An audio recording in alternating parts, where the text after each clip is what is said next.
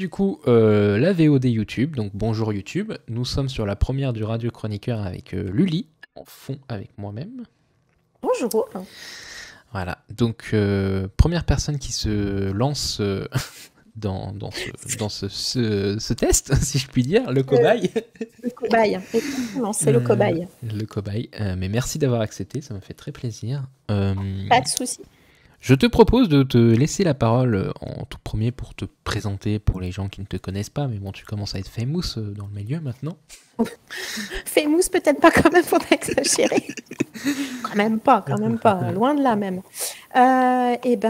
Oui, j'ai pas préparé, je n'ai rien préparé, ça va se sentir très vite, je pense. Chronique de Lully, alias Stéphanie, 44 ans, 2 enfants, un lapin. N'oublions pas le lapin, important, très important même. Donc j'ai une chaîne YouTube et un compte Insta sous le même pseudo, c'est facile de me retrouver, et un compte Livre Addict aussi, toujours sous le même pseudo. Moi je lis surtout majoritairement de la SFFF, donc science-fiction, fantasy, fantastique et des graphiques également. Mais voilà, je suis ce qu'on appelle une lectrice plutôt éclectique, j'aime bien aller lire du thriller. Alors, le contemporain, ça reste le maillon faible chez moi. Hein. C'est pas ce que je préfère lire, mais ça peut m'arriver d'en lire aussi de temps en temps. Mais voilà, chez moi, c'est vrai que ça sera surtout de la SFFF, de l'imaginaire et puis du graphique. Voilà. D'accord, ok. Bah écoute, j'ai prévu quelques petites questions. Alors, j'invite aussi le chat, si jamais, à poser des questions. Et comme j'ai dit, si parfois je les vois pas passer et que je les pose pas, normalement, j'ai demandé au modo s'il pouvait les noter et les envoyer. Donc là, Lully, elle peut pas trop parce qu'elle est déjà occupée. C'est ça. Mais si Lilou et Laurent peuvent... voilà. Donc tu as le enchanté de Yulia et je dis coucou à Margot. Je sais plus si je lui ai dit coucou qui vient d'arriver. Alors, tiens, on va commencer. Depuis quand lis-tu à peu près? Est-ce que tu as un souvenir de... Depuis toujours. Depuis toujours. Dès que tu as appris à lire comme moi? Ouais, enfin, pas tout à fait. Je pense que mon premier vrai souvenir de lecture, c'est le Club des 5 au sport d'hiver que j'ai eu je pense que c'était CE2. À l'époque, j'avais une instite, elle faisait un système de bons points. Et genre au bout de, je sais pas, 5 ou 10 bons points, je sais plus, tu avais le choix entre soit un petit livre cahier de jeu ou alors un livre. Et je me rappelle que j'étais une élève absolument parfaite. J'avais déjà eu mes 10 bons points, ou mes 5 bons points, je ne sais plus. Et j'avais déjà eu le cahier de jeu, et je ne voulais pas en avoir un autre. Et donc du coup, j'ai dit à l'instit, ben non, je vais prendre le livre. Et c'était le Club des 5 au sport d'hiver. Et je pense que c'est lui qui a déclenché... en fait, je me suis rendu compte que lire, c'était vachement cool, en fait. Et voilà. Club des 5 au sport d'hiver. Super. Écoute, on commence déjà avec le Club des 5. Tu m'as déjà sauté une question parce que j'allais te dire ton premier souvenir de lecteur, mais du coup ça rentre dedans, si c'est le Club des 5. Ouais. Bibliothèque rose. Bibliothèque rose, ouais, c'est vieux ça. Je sais pas si ça existe encore, la bibliothèque rose. Si, ça existe, ça existe toujours, mais moi je suis âgée, on va dire. Donc dans les années 80, on n'avait pas grand-chose, si tu veux. On avait la bibliothèque rose, avec le Club des 5, Fantomette, je crois, de souvenir d'autres trucs sûrement. Il y avait quelques classiques aussi, tu devais avoir la Comtesse de Ségur qui devait être par là. Et après, on avait les bibliothèques vertes, avec comment elle s'appelait, Alice, qui faisait des enquêtes policières. Bref, c'était limité. Dans les années 80, on n'avait vraiment pas autant de choix que maintenant. Les jeunes, ils ont quand même vachement de chance, quoi. Et oui, il me parle du clan des 7, je sais pas si... Il y a Fantomette, oui, moi je me souviens de... Enfin, c'est Fantomette ou Fantomas, que j'ai toujours un doute. C'est Fantomette. Ouais, c'est Fantomette. C'est Fantomette. J'ai jamais trop lu Fantomette. Moi, je suis restée Club des 5. J'aimais bien le côté groupe, le côté collectif, ils avaient un chien, j'aimais bien. Je préférais ça à Fantomette, que je trouvais plus... les sœurs Parker aussi, ouais. Ça fait beaucoup penser aussi avec... Scooby-Doo, quoi, le chien, le groupe d'amis, je sais pas lequel inspirait lequel. Alors après, dans Scooby-Doo, tu as une dimension fantastique qu'il n'y a pas du tout dans le Club des 5. Le Club des 5, c'était vraiment des enquêtes policières assez classiques, qui pour les enfants, mais il n'y a pas du tout le côté fantastique, en tout cas pas dans les histoires que j'ai lues, pas de ce que je me souvienne. Dans Scooby-Doo, tu as as vraiment une dimension fantastique et un peu loufoque que tu n'avais Oui. pas du tout dans le Club des 5, quoi. Voilà, Ne pas, le Club des 5 au sport d'hiver. ne pas oublier aussi que tu as lancé récemment une LC sur Anne Rice, Entretien avec un vampire. Voilà, que j'ai Ouais, commencé et que j'ai abandonné parce que c'était eh pas oui, mon je truc. comprends. Je comprends, j'avais oublié, hein, quand je ferai le débriefing sur le groupe, j'en parlerai, j'avais oublié que l'écriture d'Anne Rice était aussi, alors pas exigeante, mais un peu, au début en tout cas, un peu difficile à appréhender. Ouais. Faut vraiment se remettre dans ce style d'écriture un peu gothique, un peu lente.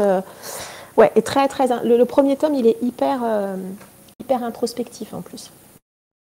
Ouais, et puis j'avais trouvé aussi que c'est quand même quasiment enfin, une autobiographie, on va dire. Hein. On suit la vie de Louis, c'est Oui, ça, dans c'est le Louis. souvenir. C'est ça, Louis. c'est Louis qui raconte comment il est devenu vampire et effectivement sa vie. Donc, ouais, ça, moi je le savais pour le coup, mais c'est surtout l'écriture et puis, mon Dieu, il n'y a pas de chapitre, quoi. Oui, il n'y a pas de chapitre tout à fait, c'est des grosses parties. Ah, c'est Alors, dur, hein. Franchement, ça parfois, c'était il y le plus dur pour a. moi. Ouais, et parfois, il y a quand même des. Dans les grosses parties, il y a quand même des endroits où il y a des petits Oui, blancs pour ouais, faire dire, allez hop, oui, on a fini ce paragraphe, mais c'est vrai que c'est ça. c'est très long. Et je trouve que Louis n'est pas un personnage très agréable, personnellement. Oh là là là là, il est insupportable. Enfin, j'exagère un peu, mais moi, des fois, j'avais envie de le secouer quand même, ce personnage. Franchement, ouais, j'avais Mm. vraiment envie de l'agiter par moments, de lui dire d'arrêter de se plaindre. Et c'est un personnage, c'est vraiment, il geint beaucoup, quoi. Vraiment, il râle. C'est pas un personnage très sympathique, je trouve. Oui. Oui, oui, tout à fait. Ouais, je l'ai pas trop aimé. Alors par contre, je sais pas si par contre c'est important de le lire avant de lire le deuxième tome, parce que Lesta a quand même une place importante dans ce premier Oui, tome. Et est-ce oui. que tu penses que le deuxième tome... Bon, après nous on est des psychorigides, donc évidemment on lit toujours le tome 1 avant le tome 2, mais...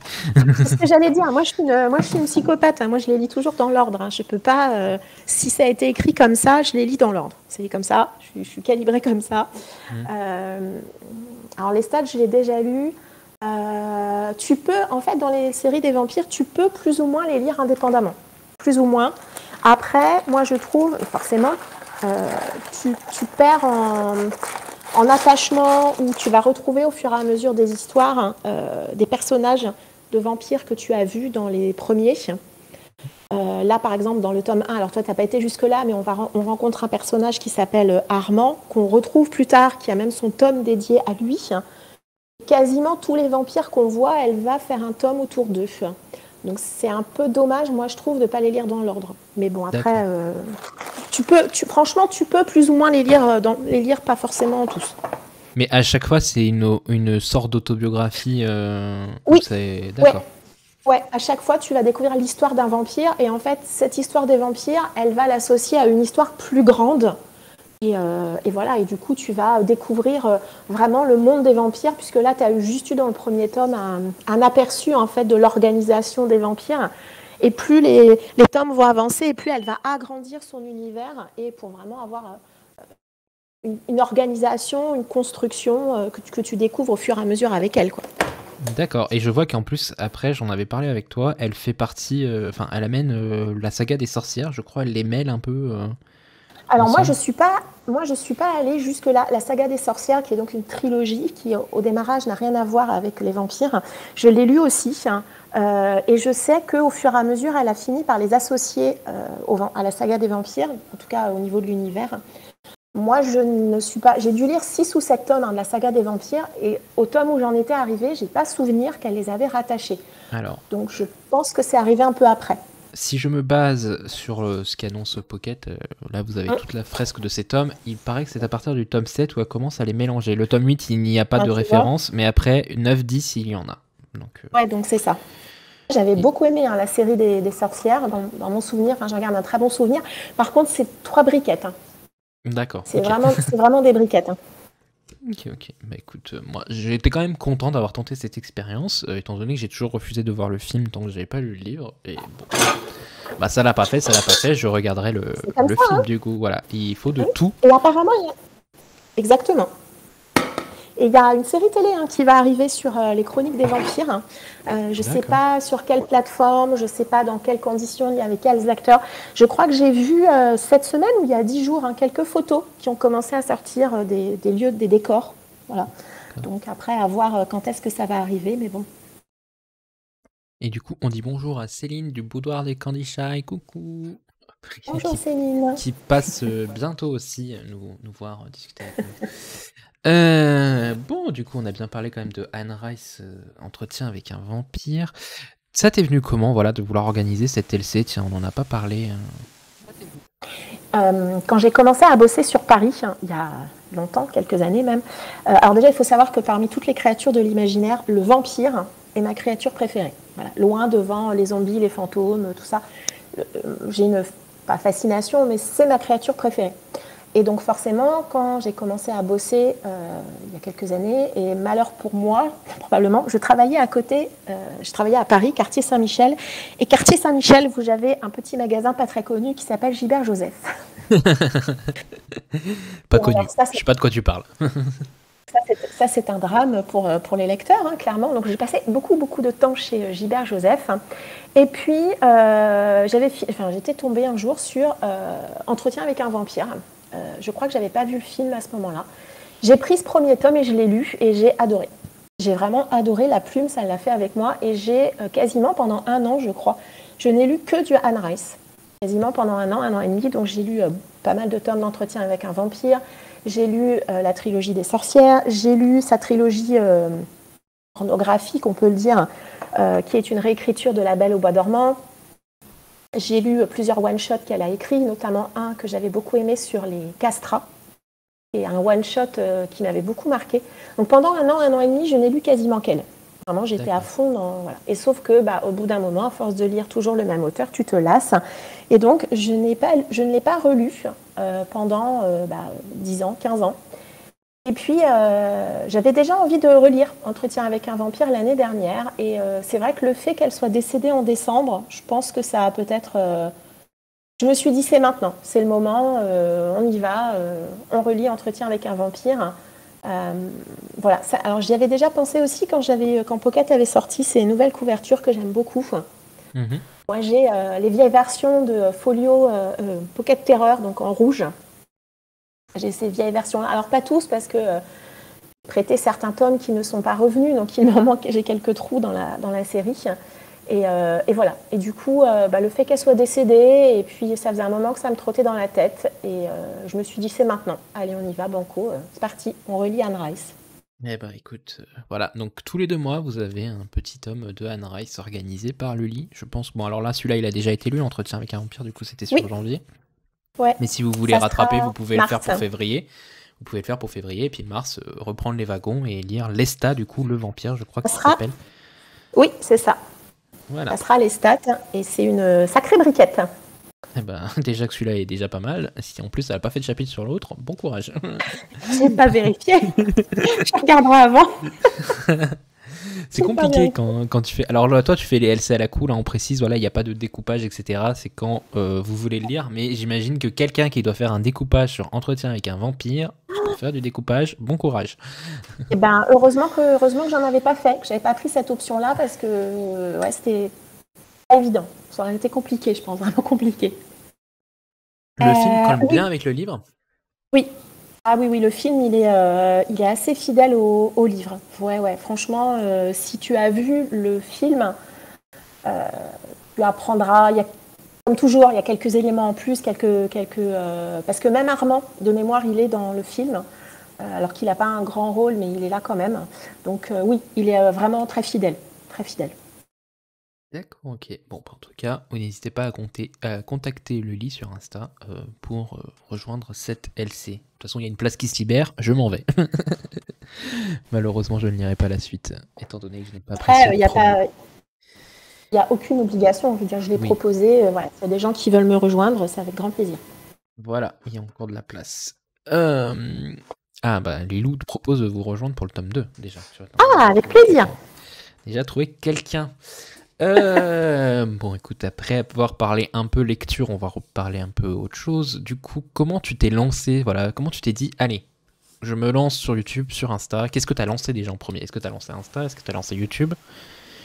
Alors, Instagram, j'avais un compte avant d'avoir ma chaîne YouTube, mais c'était pas... Je le suivais pas vraiment, c'était pas très organisé, pas très structuré. Bon, c'était un compte un peu à l'abandon et de temps en temps, je me rappelais qu'il existait. Mhm. Donc c'était pas voilà. Et puis ça fait quand même pas mal de temps que je regarde YouTube, que je suis beaucoup de chaînes YouTube, beaucoup de chaînes YouTube. Je pense que je suis une accro aux vidéos BookTube. Moi, j'en regarde vraiment beaucoup. Et donc je suivais beaucoup. Et puis en 2020, il y a eu un petit truc qui s'est appelé le confinement. Et pendant le confinement, déjà j'ai beaucoup lu. Contrairement à d'autres personnes qui ont eu des vraies pannes de lecture, hein, que ça a beaucoup angoissé. Alors je dis pas que j'étais pas angoissée, mais c'est vrai que moi j'ai la chance d'avoir une maison à la campagne. Donc le confinement, vous ne le vivez pas de la même manière quand vous êtes dans une maison à la campagne et quand vous êtes dans un petit appartement. C'est pas du tout la même chose, vraiment. On a eu cette chance. Et puis, j'ai aussi subi du chômage partiel. C'est-à-dire que je n'ai pas travaillé pendant plusieurs mois. Quelque chose que je n'ai pas forcément très bien vécu. Et du coup, plutôt que de me morfondre et de déprimer et tout ça, je me suis dit, écoute, cette énergie, on va essayer de l'utiliser pour un truc que tu as envie de faire, hein, qui t'amuse. Fais une vidéo, mets-la en ligne. Voilà. Et c'est parti comme ça. Vraiment, tout simplement, je me suis dit, de toute façon, personne ne la verra. Tu l'as fait, tu la mets en ligne. Et puis voilà. Et donc, j'ai commencé comme ça, à faire une vidéo par semaine. Et puis, au fur et à mesure du temps, j'ai commencé à communiquer autour des gens que je connaissais. Et puis, voilà, de fil en aiguille, ça s'est fait comme ça. Et puis, pas tout de suite, mais quelques semaines après, quelques mois après, je me suis dit, je vais associer mon compte Insta à ma chaîne YouTube. Donc, je les ai renommés avec le même nom. Enfin, voilà, j'ai essayé d'avoir une cohérence avec les deux. Et puis, voilà, c'est parti comme ça, tout simplement. D'accord, ok. Et ça va, ça arrive à gérer, pas trop de pression de te dire une vidéo par semaine? Non, parce qu'une vidéo par semaine, ça me correspond très bien. Je suis très admirative des personnes qui font 2, voire 3 vidéos par semaine. Franchement, respect, vraiment respect. Mais par rapport, très vite par rapport à ma vie perso, à mon organisation familiale, je me suis dit une vidéo, c'était bien. Voilà, c'était bien. Ça correspond au rythme de lecture que j'ai. Ça me permet justement de tourner sans avoir trop de pression, de faire les choses tranquillement à mon rythme. Et puis, de temps en temps, il y a une deuxième vidéo. S'il y a une deuxième vidéo, c'est un bonus, tant mieux. Et puis, sinon, c'est une vidéo. Voilà. Moi, je le prends dans ce sens-là. Une vidéo, c'est la base. Et puis, de temps en temps, il y en a une en plus, mais il n'y a pas d'obligation. Quand dans mon planning, ça ne rentre pas, j'en mets une deuxième. Ouais.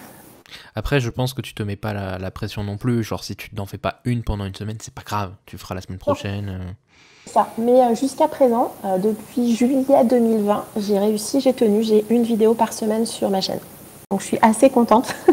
Ouais, c'est vrai, c'est un beau challenge. Moi, j'y arrive pas. Hein. J'ai beau me dire, allez, une petite vidéo par semaine, j'y arrive pas. Quand l'envie me vient, je fais. Quand l'envie ne me vient pas, je ne fais pas. Disons que moi, par rapport à l'organisation familiale, j'ai besoin comme beaucoup de gens, je pense, d'une structure, une organisation. Et je prévois les vidéos que je vais faire un mois à l'avance. Et puis je sais que je les tourne et je les prépare. Pas toutes, mais je les prépare. Et j'avance comme ça. Et sans plus de pression que ça. Franchement, non, c'est toujours un plaisir de tourner et de mettre en ligne. Ouais, c'est vrai que je pense que moi j'ai pas réellement de structure, je vis à 70%, 60% seul, et puis du coup donc moi j'ai moins de problèmes à ce niveau-là, au niveau de faut que je fasse une vidéo, faut que je prévoie, etc. Donc moi c'est au feeling en fait. C'est vrai que toi, vu que tu as plus un planning, je pense, de vie de famille, c'est vrai que ça te met un petit peu plus de contraintes. Et est-ce que tu aurais 2-3 petits conseils à donner aux gens qui n'osent toujours pas se lancer, qui voudraient mais qui ont un peu peur de ton côté, est-ce que tu as des petits conseils? Alors, j'allais dire, moi je suis personne pour donner des conseils, mais après, je pense, je suis pas mal de comptes, de petits comptes, et je pense que juste, il ne faut pas que les gens aient peur du regard des autres, parce que souvent c'est ce que les gens disent, ils ont peur que les gens ne soient pas bienveillants, mais quand on est un petit compte, quand on démarre, les gens sont généralement très gentils, vraiment très gentils. Les commentaires que j'ai eus au début et même encore maintenant sont souvent des commentaires plutôt positifs, plutôt bienveillants. Et les gens désagréables, ils n'arrivent pas tout de suite, entre guillemets. Il y a un peu de temps. Donc juste, si vous avez envie, faites une vidéo, mettez-la en ligne, et puis vous verrez bien. Et puis après, je pense que les gens prennent le rythme. Mais je pense qu'aussi, pas de pression, pas se dire, eh ben, pas avoir de plan de carrière, entre guillemets. Voilà, juste faire Mm. quelque chose parce qu'on a envie de le faire, parce que ça nous amuse, parce qu'on a envie de partager quelque chose. Et pas non plus. Je pense que parfois, les, ceux qui sont un peu inquiets aussi, c'est ceux qui ont peut-être des plans de carrière trop importants. Et non, je pense qu'il faut pas faire. Enfin, je pense que c'est pas quelque chose qu'il faut faire. Il faut juste prendre les abonnés, les commentaires que l'on a et j'allais dire en profiter de ce point de vue-là, sans forcément avoir se dire, eh ben voilà, dans 1 an, je suis à 10 000 abonnés ou ce genre de choses. C'est pas. Je pense que dans ces cas-là, on se fait plus de mal qu'autre chose. Voilà. Mm. Oui, puis on va Juste pas se amuser. mentir. Sur YouTube, au niveau des lectures, vous n'aurez jamais 10 000 abonnés C'est en compliqué. 1 an. Voilà. C'est... C'est réalisé. Alors, Et vraiment je... un miracle. Hein, mais, Oui, après, hein, il y a toujours non, hein, l'exception qui confirme la règle, j'ai envie de dire. Mais ça. je pense qu'il faut, voilà. Bon, il y a Blanche qui décide de s'incruster. Je pense que faut pas se mettre la pression sur les chiffres. Ce n'est que des chiffres. Du Non. jour au lendemain, ça peut s'arrêter, comme on dit.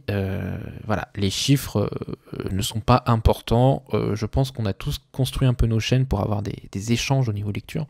Parce qu'on Oui, n'a pas forcément tous c'est ça. des gens autour de nous qui lisent. Mais du coup, voilà, les comptes, et tant que vous prenez du plaisir et que vous ne focalisez pas, je pense, sur les chiffres, vous allez être très bien. C'est ça. C'est ça, comme dit Yulia, c'est surtout super quand personne autour de nous lit et ça nous permet d'avoir des échanges. C'est tout à fait ça. Mais c'est pour ça aussi hein, que j'avais lancé ma chaîne. J'ai peu de lecteurs autour de moi, ou alors des lecteurs qui lisent pas forcément les mêmes choses que moi, ou les mêmes livres au même moment. Enfin voilà, c'est vrai que quand on partage, que ça soit sur YouTube ou sur Insta, entre guillemets, il y a tellement de monde qu'il y a forcément un moment où quelqu'un il va avoir lu le même livre que toi, au même Hmm. moment ou quasiment. Et c'est vrai que ça, c'est vraiment plutôt sympa. Non, Lilou, c'est pas possible. Alors, sur Booktube, après en jeu vidéo, je pense que c'est possible, il y a toujours l'exception qui confirme la règle. Mais au niveau des livres, 10 000 abonnés en 1 an, alors à moins C'est que peu probable. t'aies lu le livre que personne n'a lu et que t'as vraiment fait, voilà.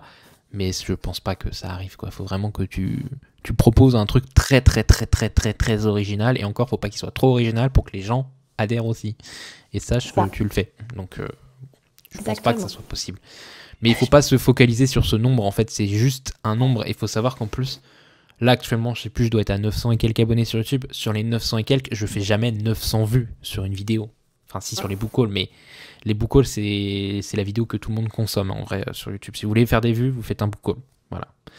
Ah Mais oui, j'ai jamais 900 vues sur un bilan lecture. C'est juste qu'il y a des gens qui se sont abonnés une fois et qui ne reviendront peut-être jamais, mais qui se sont abonnés une fois parce qu'ils ont 40 000, 40 comptes d'abonnés et voilà. C'est 1000 abonnés, déjà c'est bien si vous arrivez à 1000 abonnés en 1 an. Il y en a qui l'ont fait. Après 10 000, je pense que c'est énorme, quoi. Ouais, même souci, perso, personne ne lit autour de moi, donc me sens moins seul quand je vois et peut avoir des avis lecture qu'on lit. Oui, c'est sûr, voilà. C'est ça, c'est ça. Je suis en tout à no fait. buy sniff le book haul. Ah bah ça sera l'année prochaine, enfin le mois prochain le book haul, Lilou. Mais voilà, je pense pas qu'il faut chercher plus loin. Ok. Non. Et tiens, je sais que, bah alors moi tu me l'as déjà expliqué, je crois que j'ai déjà entendu l'explication 3 4 fois, mais d'où vient le pseudo Chronique de Lily? Tiens. Alors le pseudo, oui, j'ai déjà expliqué. On doit l'avoir sur ma chaîne aussi, sur 1 ou 2 vidéos aussi. Mais on me pose régulièrement la question quand même, c'est pas grave. C'est un vieux pseudo qui date d'il y a quelques années, quand j'étais sur IRC, qui était un peu quelque chose, un peu comme Discord en fait, où les gens pouvaient discuter et puis aussi, on pouvait aussi télécharger illégalement. On va dire les choses, hein, télécharger illégalement. Mais l'objectif était aussi de discuter. Là, c'était surtout autour de l'animation japonaise. Et, et j'avais un pseudo qui était un peu trop féminin. Et c'est encore le cas maintenant, mais à l'époque, c'était déjà le cas. La communauté masculine était très présente. Et j'en avais assez d'avoir des commentaires ou des messages privés sur des gars qui me parlaient de tout sauf d'animation japonaise. Et du coup, j'ai voulu changer ce pseudo que j'avais et j'ai voulu mettre quelque chose d'un peu plus masculin. Bon, c'est un peu raté quand même, mais bon, c'était l'idée de base. Et j'avais voulu mettre Luffy, hein, L-U-2-F-Y. Forcément, c'était déjà pris, bien évidemment. Et donc, j'ai simplement retiré les 2 F hein, et j'ai mis 2 L. Voilà, L-U-2-L-Y. J'ai trouvé que ça sonnait bien. Et ben, je l'ai laissé comme ça. Et puis c'est un pseudo que j'ai gardé jusqu'à maintenant. Donc c'est un vieux pseudo que j'ai depuis très longtemps. Voilà. Et coucou Myriam qui nous rejoint. C'est Myriam? Oui, c'est Myriam. C'est Myriam. J'ai eu un doute. Donc, lire tes livres. Qui a fait avec nous la LC de l'Assassin Royal, tome Oui.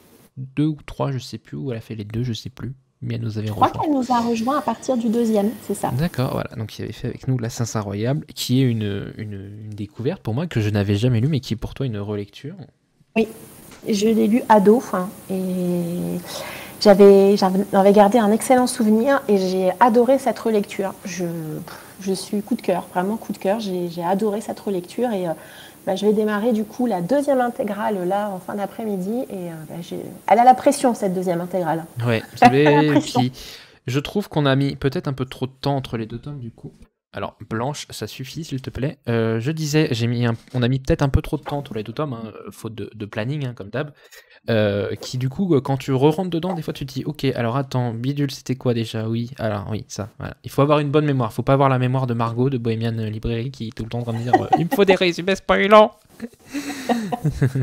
Mais c'est vrai que moi, du coup, je l'ai commencé en début de semaine, et bon, j'ai pas encore atteint mon objectif de ce que je voulais, c'était au moins lire le premier tome.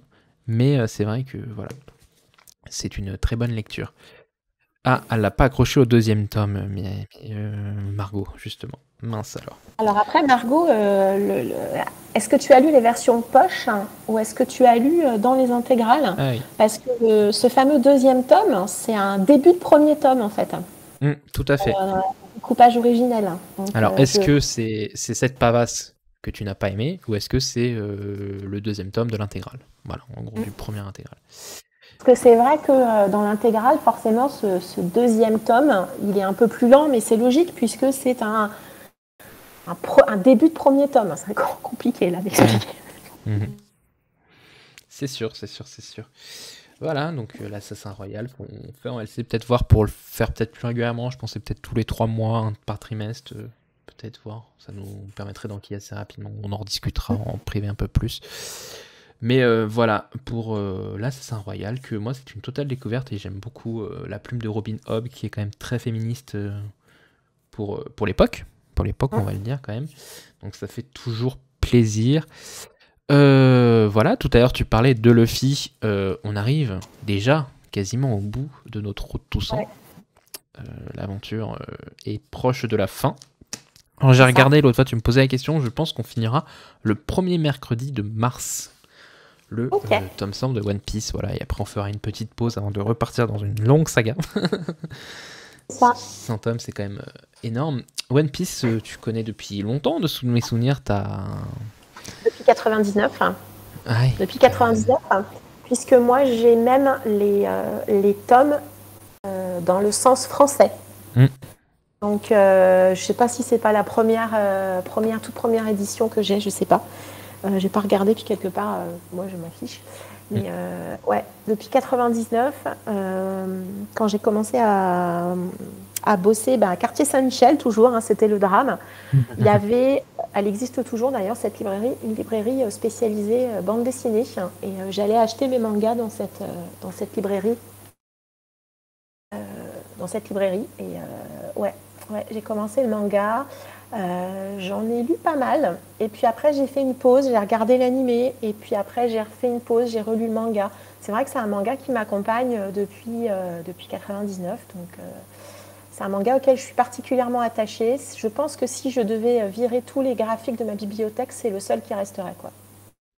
Moi je pense, alors ça sera pas forcément le seul, mais je pense qu'il ferait partie des seuls qui resteraient. Il y aurait encore Naruto, je pense, tu vois, la nostalgie et le Chevalier du Zodiac pour les 3 mangas qui m'ont vraiment marqué dans ma vie de lecteur, de graphique. Là, Naruto, je n'ai jamais lu le manga. J'ai regardé l'animé Naruto de base il y a très longtemps. 220. Ouais, et j'ai regardé, là je suis en train de regarder Naruto Shippuden et je prends beaucoup de plaisir à regarder cet animé. Donc voilà, il y a une nouvelle édition qui va arriver chez Glénat et je suis quasi certaine que je vais la prendre. J'ai envie de voir ce que ça donne en version papier, en version originelle en fait. Et je trouve que dans Naruto, même si c'est un animé qui a été, ou un manga qui a été pas mal décrié, Je trouve qu'il y a une vraie force dans les personnages, en fait. Et dans One Piece, c'est les personnages, les arcs, la construction, la logique, la cohérence de son univers, elle est assez incroyable. Il arrive à raccrocher des choses qu'on a vues 50 tomes avant. Enfin, il fait des rappels. Faut pas Je oublier sais que pas comment il fait ça, Naruto mais fait quand même partie de la deuxième génération de manga qui a quand même aidé énormément le manga à revenir en France, hein, qui avait été un peu boudé suite oui, à la mort du club de Dorothée. oui. Ah, tout à Naruto fait. a quand même été là pour relancer la machine manga, hein. C'est ça. Et Naruto a cartonné, mais je pense qu'on n'imagine pas maintenant, mais à l'époque, Naruto, quand c'est arrivé, c'était une C'était le folie, quoi. manga le plus vendu en France en 2020. Voilà, faut Ouais, savoir, il fait partie des mangas les plus vendus en France, donc comme quoi. Et puis, bon, après, par contre, faut savoir qu'on se lance sur une saga de 72 tomes. c'est ça. Voilà. Il faut savoir dans quoi on se lance après, avec des hauts et des bas. Il y a des parties qui sont moins passionnantes que d'autres, c'est sûr. En même temps, sur une série aussi longue, on ne peut pas demander à ce que tout soit toujours une grande réussite, mais moi, j'ai envie de voir ce que ça donne en papier. C'est ça. Mais dans l'animé, il a des attaques bizarres. Oui, c'est vrai. Oui. C'est vrai, tout à fait. Et le sexy jutsu, je me souviens que C'est ça. la première fois que je lis ce manga, je devais avoir quoi, 5-6 ans. Ça a été un des premiers que j'ai lu avec CDZ. Et que quand t'arrives et que tu lis et ta mère voit qu'il y a une femme à moitié nue, enfin quasiment complètement nue, C'est ça. disons que j'ai galéré à voir la suite des tomes pendant très longtemps, quoi. C'est pas étonnant. Donc voilà. Je sais pas si vous Ça entendez a bien. l'air cool One Piece, mais 100 tomes, ça fait un peu peur. Oui. Ah, c'est sûr que pour ceux qui veulent démarrer One Piece maintenant, je comprends. Je comprends. En plus, forcément, les premiers dessins font un peu commencent à faire vintage maintenant. Et pour moi, One Piece, c'est une vraie pépite. Voilà, c'est une vraie pépite. Alors, je connais des gens qui n'aiment pas One Piece, ça arrive. Ça arrive. Mais moi, je trouve que c'est une pépite. On n'a pas jusqu'à dire chef-d'œuvre. On dira le mot chef-d'œuvre à la fin quand il aura terminé. Et pour moi, c'est une pépite. Ah bah, disons que c'est un peu un ovni aujourd'hui dans le manga. Ah oui. Tout fan de manga et même non fan de manga connaît One Piece. Ouais, c'est Je ça. vois que parfois j'en parle avec Joey, même Joey qui n'est pas du tout manga, il connaît One Piece, il sait de quoi ça parle, il sait l'histoire. Ça. Voilà, c'est C'est la vraiment... force. C'est la force d'un titre, quel qu'il soit, à partir du moment où il commence à passer dans l'imaginaire collectif. Voilà, même ceux qui n'ont jamais vu Star Wars connaissent Star Wars. C'est ça. Ça Ça fait partie des licences que beaucoup de gens connaissent. Et One Piece, maintenant, c'est effectivement un titre qui est connu même par des gens qui n'y connaissent rien. Je pense que voilà, ça va être un titre qui va rester dans l'histoire. C'est-à-dire que même dans 30 ans, on parlera encore de One Piece. One Piece aura toujours marqué comme Dragon Ball Z. Dragon Ball Z, c'est sorti il y a des années et on en parle encore. On l'a encore. Tout à fait. One Piece, on l'aura.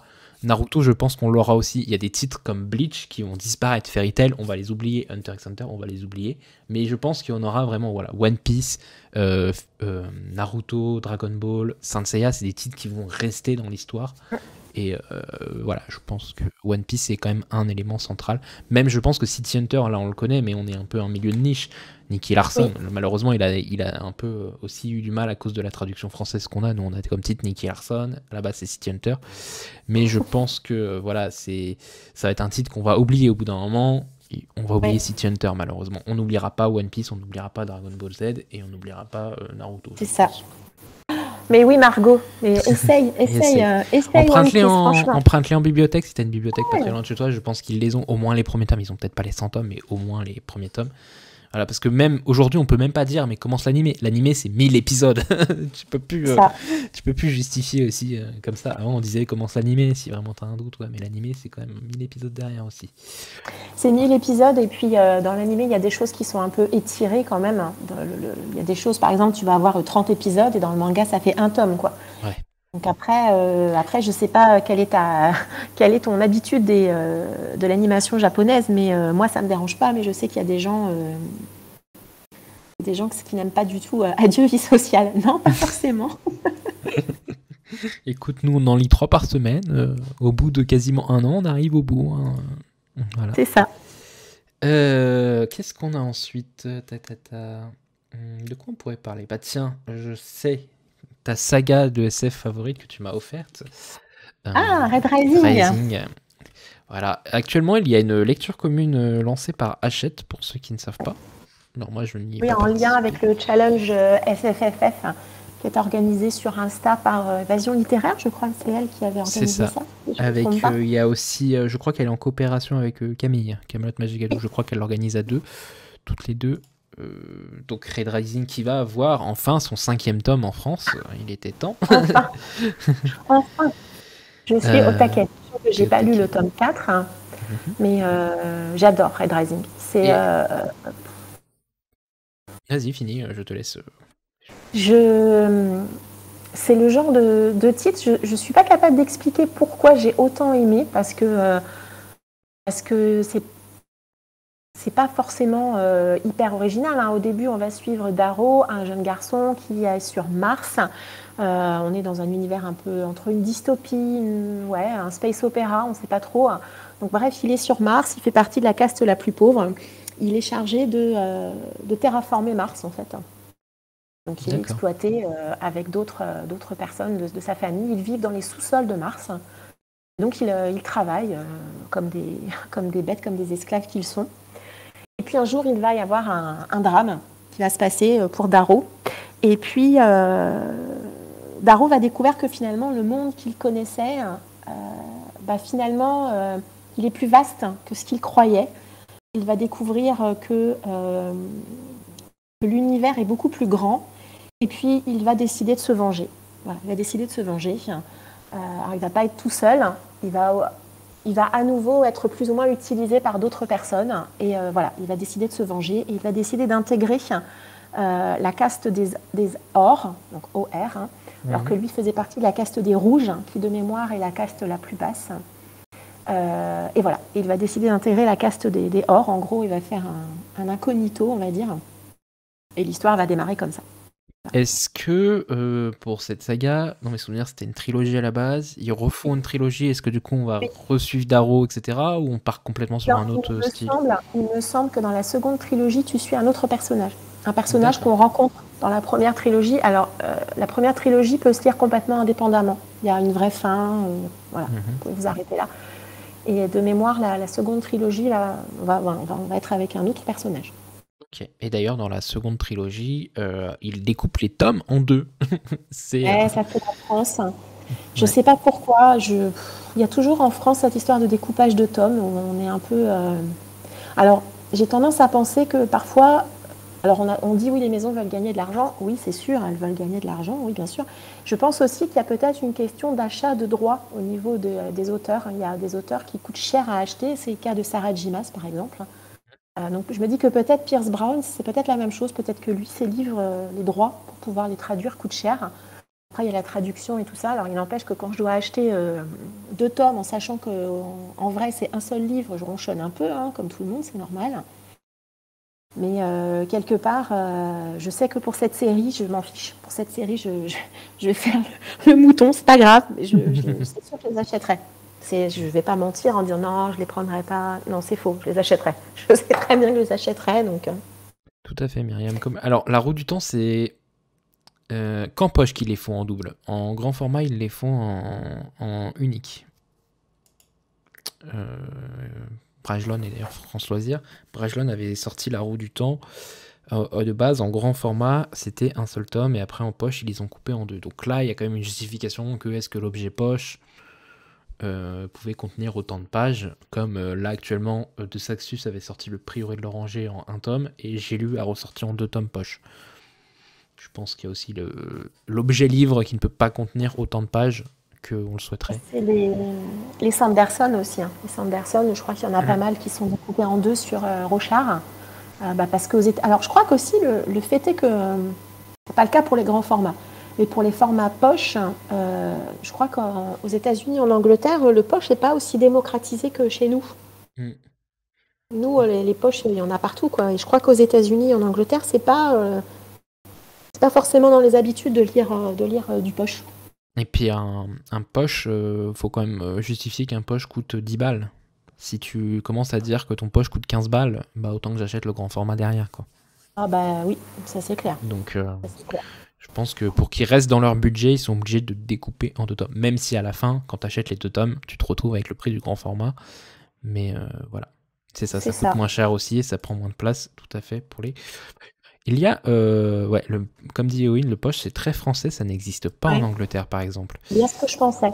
C'est bien ce que je pensais. J'avais vu une vidéo il y a quelques années, je sais plus, une youtubeuse, je crois qu'elle est plus en activité, qui avait fait les différents formats qui existaient. Et c'est vrai que elle expliquait qu'en Angleterre, notamment en Angleterre, effectivement, le poche, c'est pas très, ça existe pas quoi. Enfin voilà, c'est Et très français. nous, en France, on a le poche, on a le grand format et on a le semi-poche en ce moment qui Oui. commence vraiment à exploser. Qui... Alors moi j'aime bien le semi-poche. J'avoue que c'est un format que j'aime bien. J'en ai pas beaucoup, mais c'est un format que j'aime bien, le semi-poche. Je sais pas pourquoi, mais souvent ça donne des objets livres qui sont un petit peu plus jolis aussi que le poche. Et souvent il y a une souplesse, je sais pas, j'aime bien le semi-poche, c'est un format que j'aime bien. Mes bibliothèques adorent les poches niveau rangement. Ah bah oui, tu m'étonnes, Brigitte. Oui. Moi, c'est pareil. Hein. Quand je vois le nombre de tomes que je peux caler quand c'est des poches, comparé à... Puis les poches, c'est pratique. Enfin, tu les mets dans ton sac, tu peux aller où tu veux.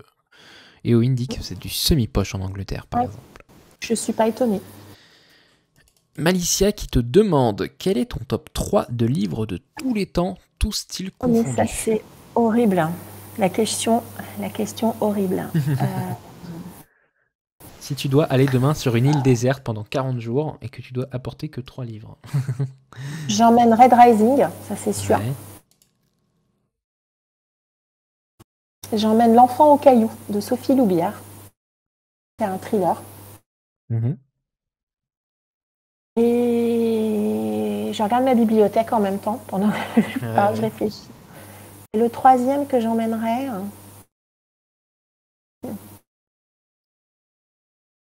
j'aurais bien dit l'Assassin Royal. Hein. Ah, l'Assassin Royal. J'aurais bien dit l'Assassin Royal. Ouais. Tu te gardes une pavasse pour au cas où tu t'ennuies beaucoup. Ouais, c'est ça, c'est ça. Mais là, je regarde ma bibliothèque et il y a tellement de titres que j'aime. Enfin, voilà, j'adore Akota de Sarah J. Maas. J'adore. J'avais adoré Les Nocturnes de Tess Corsac qui est ressorti chez Léa. Achetez Les Nocturnes, c'est super. J'ai adoré Rouge de Pascaline Nolo. J'adore les romans creepy de Arnaud Codeville, qui est un auteur auto-édité. Mais dis, c'est lequel qui est sorti chez Léa? Les Nocturnes. Les Nocturnes. Hop. Je n'emmène pas un King. Tu vois, c'est tellement difficile d'en choisir que 3, c'est horrible. C'est une torture. C'est une torture. C'est une torture. J'emmène pas un King. Ah, j'ai tellement aimé Dr. Sleep. Est-ce que j'emmènerai un King que j'ai pas lu alors, que je connais pas? Non, je prendrai les Tommy Knockers pour faire plaisir à Armance. Ça n'engage que toi. Je sais bien. C'est bien. Mais elle n'a pas aimé, mais alors moi, du coup, ça m'a donné vachement envie de le lire. Je m'en vais savoir pourquoi elle n'a pas aimé, en fait. C'est surtout Armance qui est une très grande fan de King. Pour qu'elle n'aime pas un livre de King, c'est que il doit cacher quelque chose, ce titre, je pense. Ouais. Alors, Les Nocturnes, c'est super. Franchement, c'est un super titre, Les Nocturnes. J'essaie un peu de mettre des couvertures de livres qui je parlent vois au ça. fur et à mesure.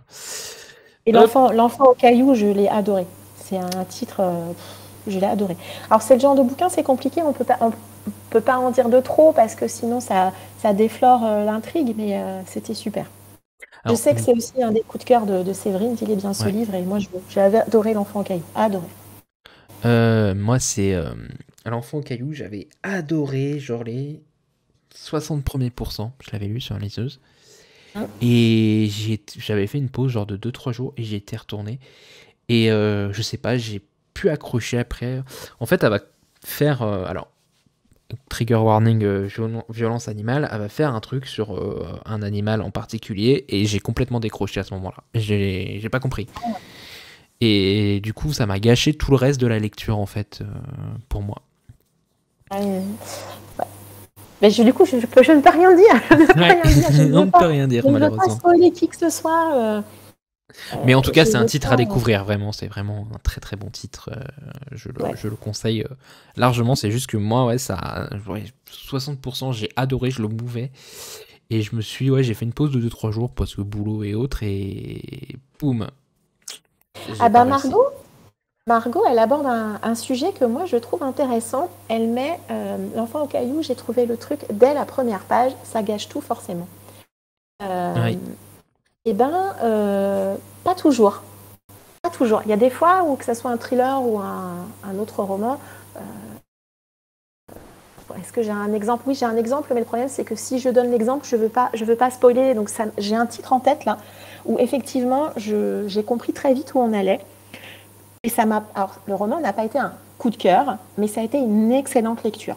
Donc, est-ce que vraiment, si tu trouves le truc, est-ce que ça gâche tout? Je sais pas. Ça Je ne dépend sais pas. parce que je pense par exemple à Symphonie Atomique qu'on a lu en lecture commune tous les deux aux éditions Critiques. On sait tout de suite, enfin on se doute forcément du grand méchant de l'histoire tout de suite.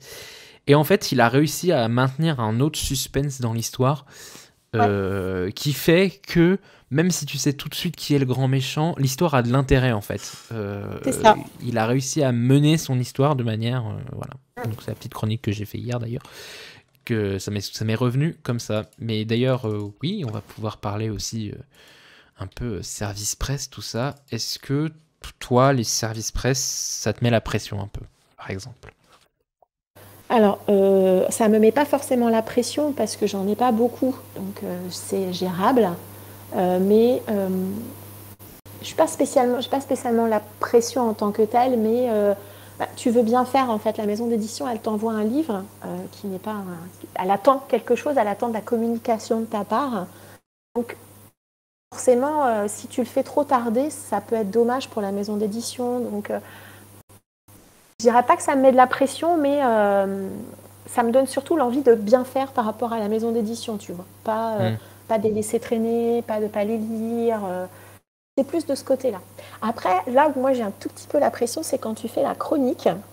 En vidéo, ça va, mais à l'écrit, essayer de vraiment mettre les bons mots sur ce que tu as ressenti. Alors, quand c'est un livre que tu as adoré, c'est facile, Mhm. vraiment facile. Quand c'est un livre où tu as un avis soit négatif, soit un peu plus mitigé, essayer de trouver les bons mots pour voilà, pour pas être désobligeante ou dévalorisante, surtout quand ce sont des auteurs français. Bon, même si, voilà, moi, si c'est un livre que j'ai pas aimé, je vais pas taguer l'auteur, on est bien d'accord. Voilà, essayez, voilà, surtout sur l'écrit, en fait, essayez de mettre les bons mots sur Hmm. ce que tu n'as pas aimé Arriver à ou, nuancer le propos pour faire comprendre c'est pourquoi ça, tu n'as pas aimé, mais qu'est-ce qui pourrait plaire aussi de... Voilà, tu peux... c'est En ça, fait, c'est qu'à l'écrit, tu peux pas mettre d'intonation. Et exactement.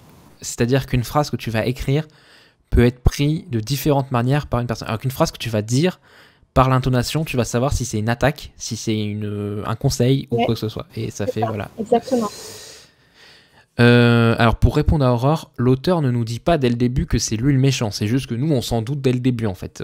Voilà, moi j'ai trouvé que ça avait été mal géré à ce niveau-là. Pour revenir sur Symphonie Atomique, sur le méchant, j'ai trouvé que c'était mal géré parce que on se doute clairement que c'est lui le méchant. Je sais pas si l'auteur voulait vraiment qu'on s'en doute ou s'il voulait quand même laisser un suspense. Parce qu'il met quand même plusieurs personnages possiblement coupables. Et voilà. Après, c'est mon avis. Pour moi, il avait pas. Il a eu. L'auteur l'a bien pris parce qu'il a liké quand même ma chronique. Hein, que pour moi, j'ai dit qu'il n'avait pas trop réussi à gérer sur ce suspense-là. Mais après, voilà. Donc c'est ça, Aurore. Il faut quand même trouver un juste équilibre entre être honnête et n'être pas trop vexant. Faut pas oublier que derrière, Voilà, c'est quand même quelqu'un qui a passé une partie de sa vie à écrire ce livre, à le corriger, à le machin. Le oui, monde du livre est quand même un monde de requins, on va pas se le cacher. Hein. C'est compliqué de se faire éditer. Euh, donc voilà, quand vous parlez d'un livre, n'oubliez pas que derrière vous parlez quand même à quelqu'un qui a travaillé. Enfin, vous voudrez pas qu'on arrive devant vous au boulot et vous dire bah ton travail c'est de la merde quoi. Tu nuances c'est un ça. peu quand même.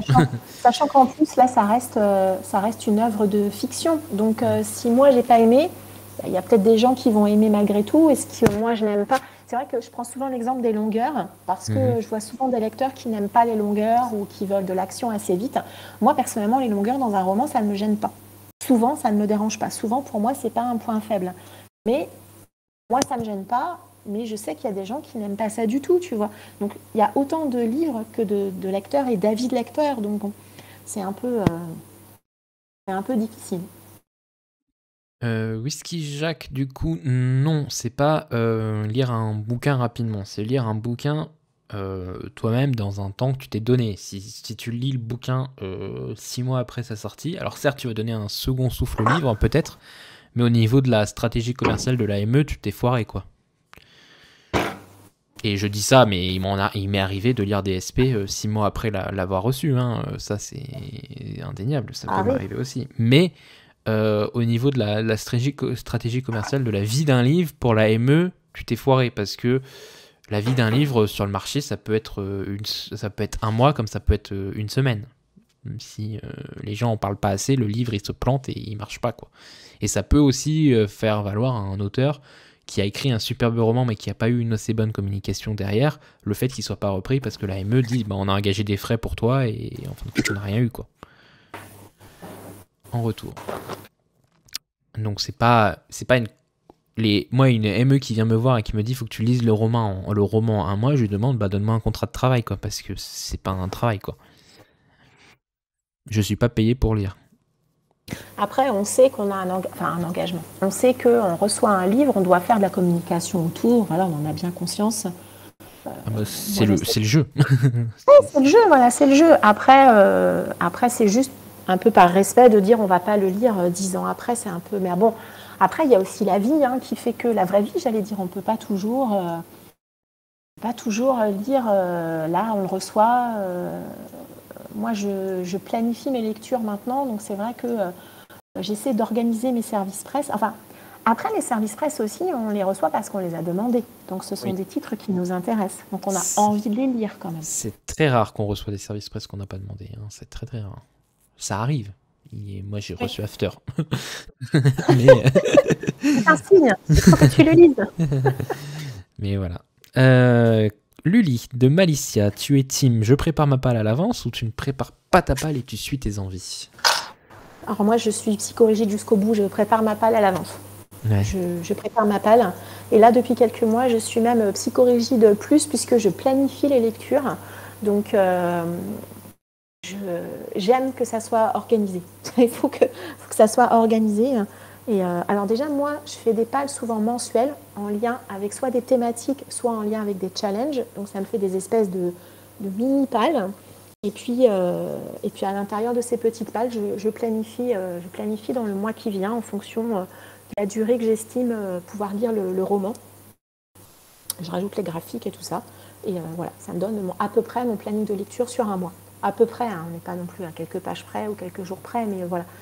Ça m'aide quand même, moi, beaucoup à m'organiser. Je ne suis pas très fan de me planter devant ma bibliothèque et de me dire bon, maintenant, qu'est-ce que je lis? Voilà. Mais bon, je sais qu'il y a beaucoup de lecteurs qui font au feeling. Donc, voilà, après, chacun fait comme ça lui convient. Moi, je suis aussi team palle mensuel, mais je m'autorise à me faire des écarts de temps en temps. Si un livre me tente plus qu'un autre, je m'autorise à le prendre dans la bibliothèque. Parce qu'il y a eu une chronique qui m'a donné envie de le sortir. Et là où je me tiens vraiment, moi, c'est les lectures communes.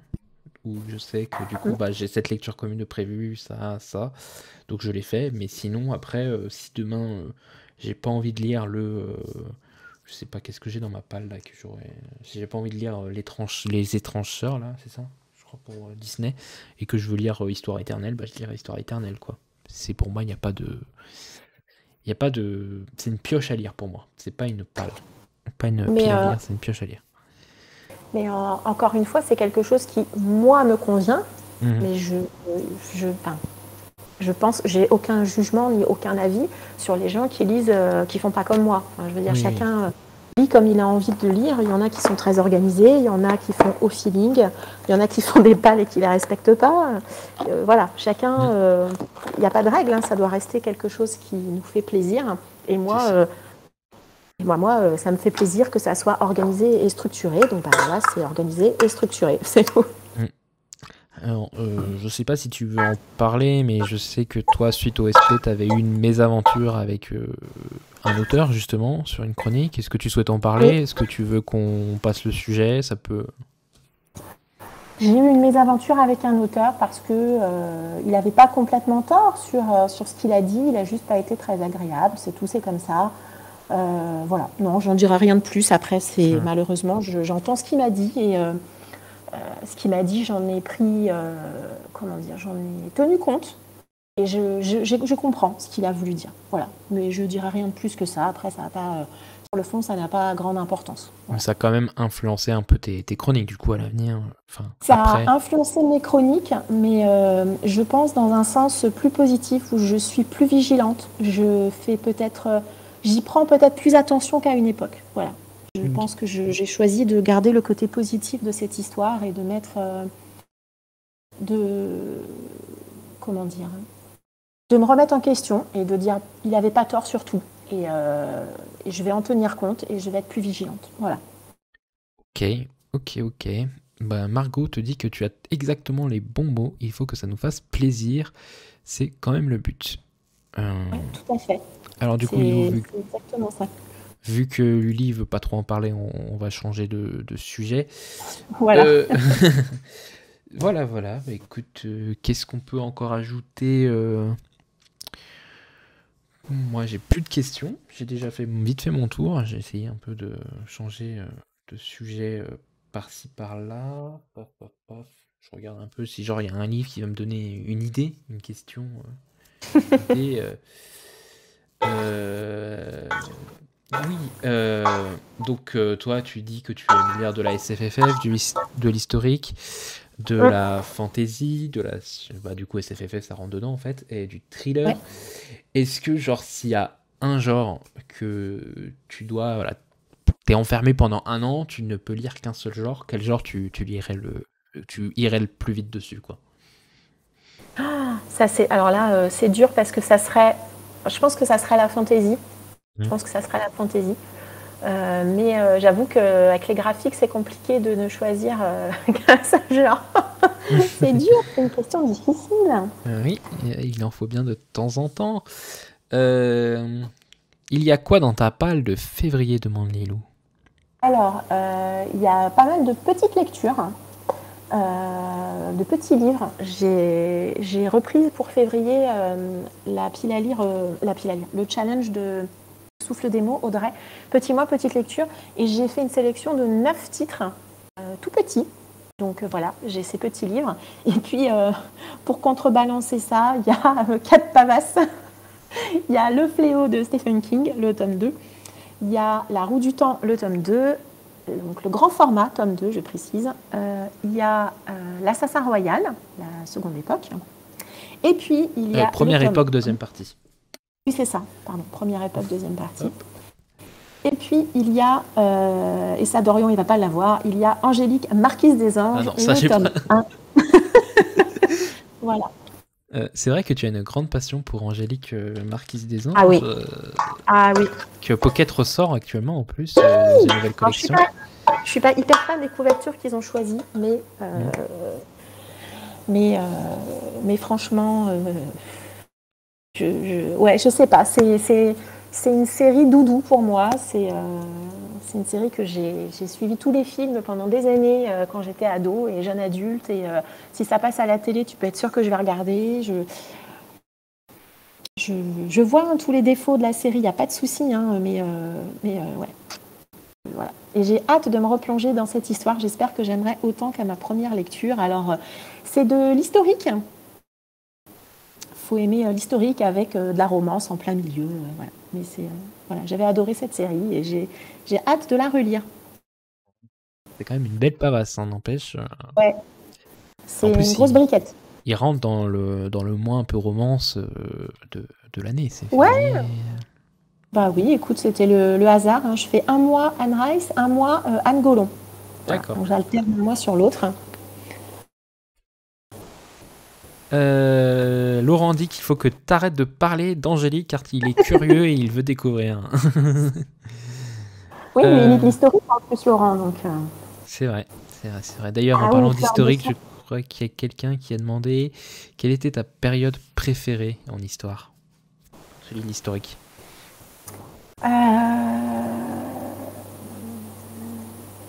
Qu'est-ce que j'aime bien? J'allais dire le Moyen-Âge, mais le Moyen-Âge, c'est peut-être la période qui est la plus représentée en histoire. Hein, donc, Puis je crois que le Moyen-Âge, c'est genre 6 siècles, non? Ou je sais plus combien de ça, siècles. je me mouille pas trop. Hein, je me mouille pas trop. Hein. Franchement, je me mouille pas trop en disant ça. Hein, franchement. Non, j'aime bien la période de la Révolution française aussi, moi.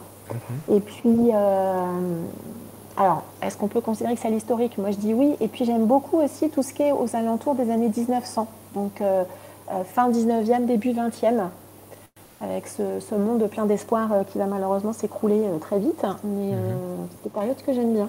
En parlant de ça, est-ce que tu as lu du coup le Ken Follett, Le siècle des géants, je crois, c'est saga? Non. Ça non. Non, non, non, non. J'avoue que Ken Follett, je n'ai lu que le 3e jumeau, que j'avais lu par hasard, mais c'était sympa. Et Ken Follett, ce qui fait fuir, c'est la taille des pavés, quoi. Ah bah ça, oui. La taille des boutons.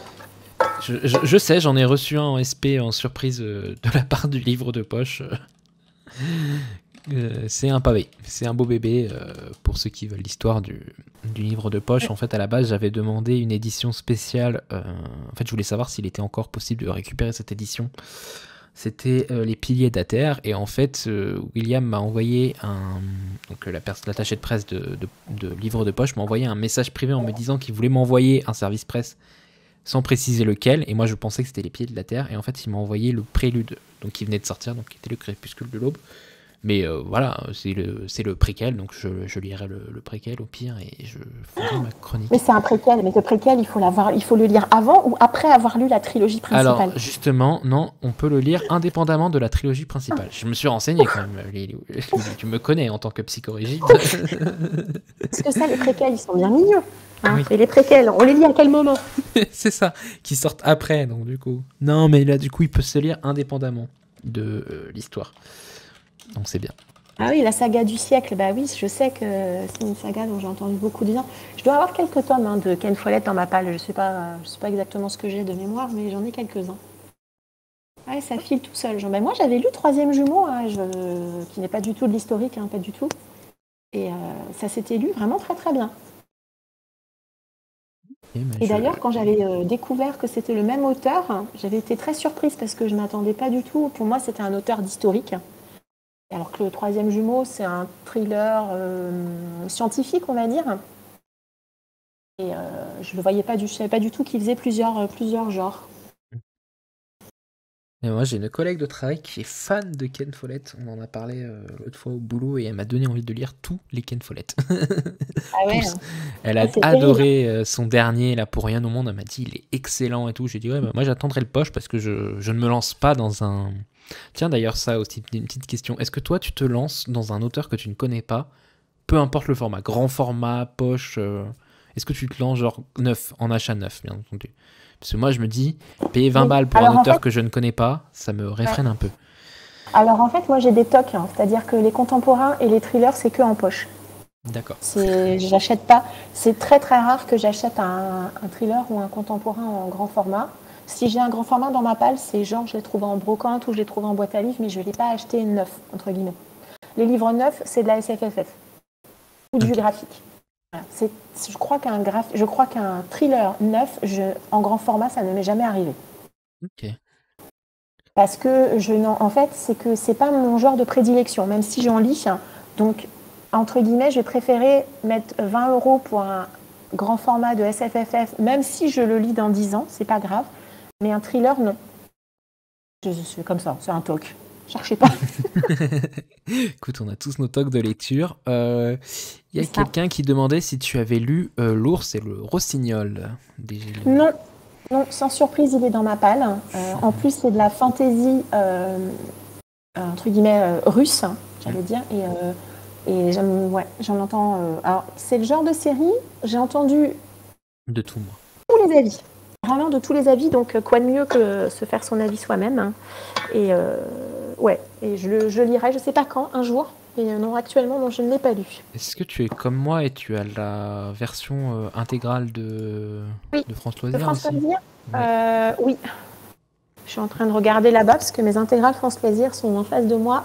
Oui, c'est la version intégrale que j'ai. Nickel. J'avais beaucoup hésité parce que les poches sont magnifiques. Oui, vraiment magnifiques. C'est vrai qu'ils sont très beaux aussi, les poches. Moi, j'avais pris la version intégrale, j'avais commencé à le lire.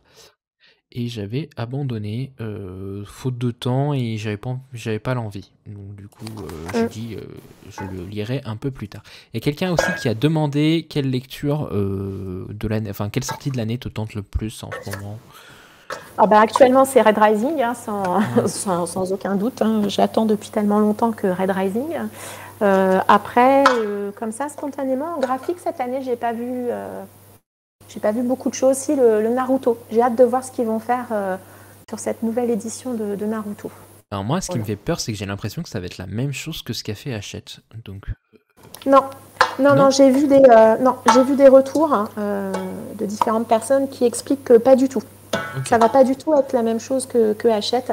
On se demande, enfin sur différents sites et comptes, j'ai vu, ils se demandent si ça va pas être le même genre que l'édition. Alors, je sais pas si c'est Perfect ou Deluxe ou je sais pas quoi de Dragon Ball. D'accord, ok. Margot, faut qu'on continue, elle va finir par acheter Red Rising. Oui, Margot lit Red Rising, c'est tellement bien Red Rising.